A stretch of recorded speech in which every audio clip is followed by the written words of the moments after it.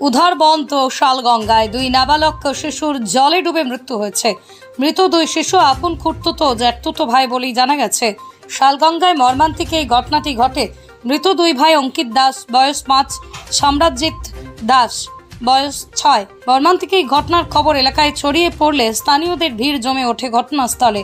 এদিকে মর্মান্তিক ঘটনাকে কেন্দ্র করে এলাকায় শোক বিরাজ করছে। এই দুই নাবালক শিশুর মৃত্যু দেহ ময়নাতদন্তের জন্য শিলচর মেডিকেল কলেজ হাসপাতালে প্রেরণ করা হয়। এদিকে এই ঘটনার খবর শুনে মেডিকেল কলেজ হাসপাতালে উপস্থিত হন সোনাই প্রাক্তন বিধায়ক আমিনুল হক লস্কর। পরিবারের প্রতি সমবেদনা জ্ঞাপন করেন। সমষ্টির শালগঙ্গা ভিলেজের দুইটা বাচ্চা, একটার নাম সমরজিৎ দাস, একটার নাম হলো অঙ্কিত দাস। সমরজিৎ দাস এটা আমারও ড্রাইভার সন্দীপ দাসের ছেলে, তার বয়স 6 বছর। আর একটা তার বাইর ছেলে, তার বয়স 5 বছর। আজকে দুপুরে স্কুল থেকে আওয়ার পরে কাপড় সাপড় খুলিয়া খাওয়া দাওয়া করিয়া রাস্তায় বাইর হয়েছে, তখন পাশে একটা নালা, আজকের রাত্রের বৃষ্টির পরে নালাত বেশ জল হয়েছে। ছোটো বাচ্চাটা পড়ছে, আর ছোটো বাচ্চাটা বাঁচাইতে গিয়া বড় বাচ্চাটাও 6 বছরের বাচ্চাটাও মরছে। যে বেশ দুঃখ লাগে। পরিবারের দুটাই বড় ছেলে, সন্দীপেরও বড় ছেলে, আর ছোটোটাই যে 5 বছরের অঙ্কিত, তারও বাবার করে হে বড় ছেলে।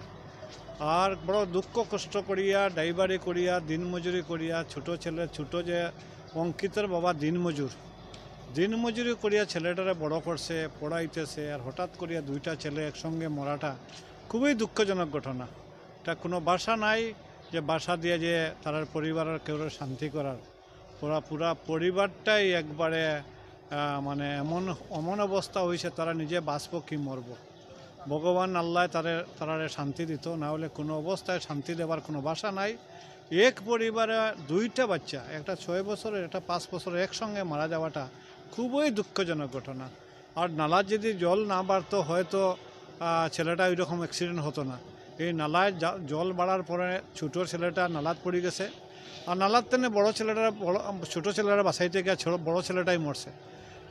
কিন্তু প্রাকৃতিকের এই কারণে দুইটা ছেলের মৃত্যু হয়েছে। আমরা জেলা প্রশাসনকে অনুরোধ করব যে এই গরিব পরিবারে যাতে একটা আর্থিক সাহায্য করা হয়, এর জন্য আমরা অনুরোধ করব। আর উদারবন্দর বিধায়ককে অনুরোধ করব, যাতে আমি বিধায়ককে একটু আগে ফোন করেছিলাম, বিধায়কের হয়তো